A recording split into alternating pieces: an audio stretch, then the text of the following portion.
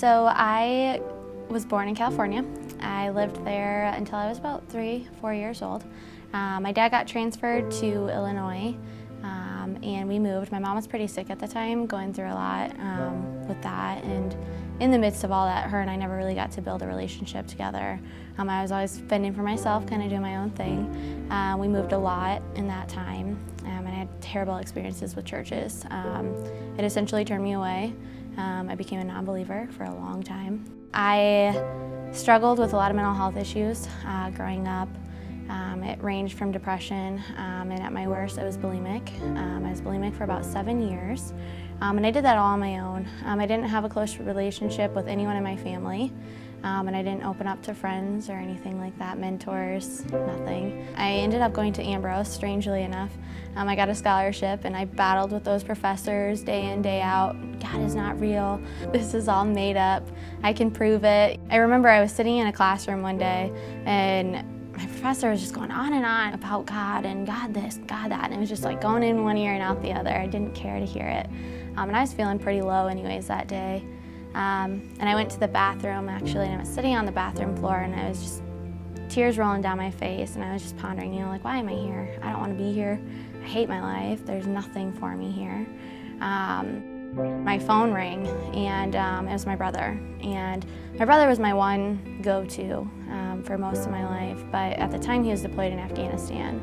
And so a phone call was a rare thing. And so I picked up the phone, and he goes, "Sis, I don't know why I'm calling you right now. I can't talk, but just need you to know I love you and I care about you." And click, he hung up the phone, and that was it. I just sat there, and I look back now, and I'm like, that was God saying, open the door, let me in. But I didn't recognize that, I didn't see it. And so I just kept going on with my life. I eventually met someone who really helped me through my bulimia, and I broke free of that in 2014.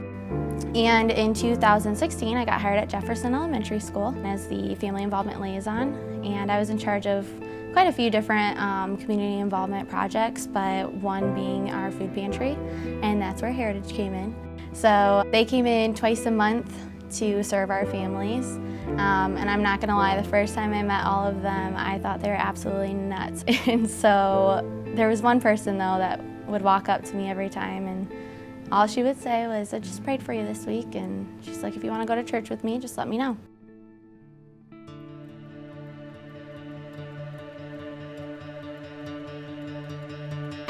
And sure enough, I found myself in the back of the church on Easter Sunday, 2017. Tears rolling down my face, and I remember the worship team, they were singing, "I am a child of God." I remember just like falling into my seat and just thinking to myself, my life is never gonna be the same. I walked out of that church a different person with a ton of questions. And I met with Nancy later that week, and I remember she looked at me and she just said, "God will never love you more or less than what he loves you right now."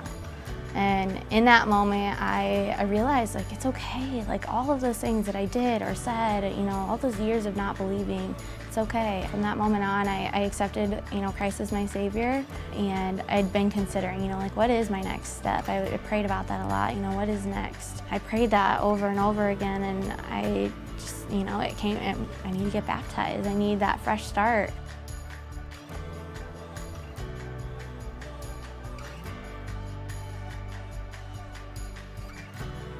I felt just completely new. I think it was just like I had fully accepted who I was as a new person, and that person was God, and that's what I needed, to just be like, heck yeah, this is who I am now, like this is truly me, it's you and me, God. When you come up out of the water, it's like you're one, and you're one with God, and I think that moment is just like, they talk about just look up to the mountain, and just goodness, just realize like you are not alone in darkness and in day, and there's no time when you're alone. No one is ever alone. Even when I look back and I'm sitting there on the bathroom floor for all those hours, I was never alone. I didn't know that I wasn't alone. I didn't have my heart open to the Lord, but I was never alone. My name is Reade, and this is my resurrection story.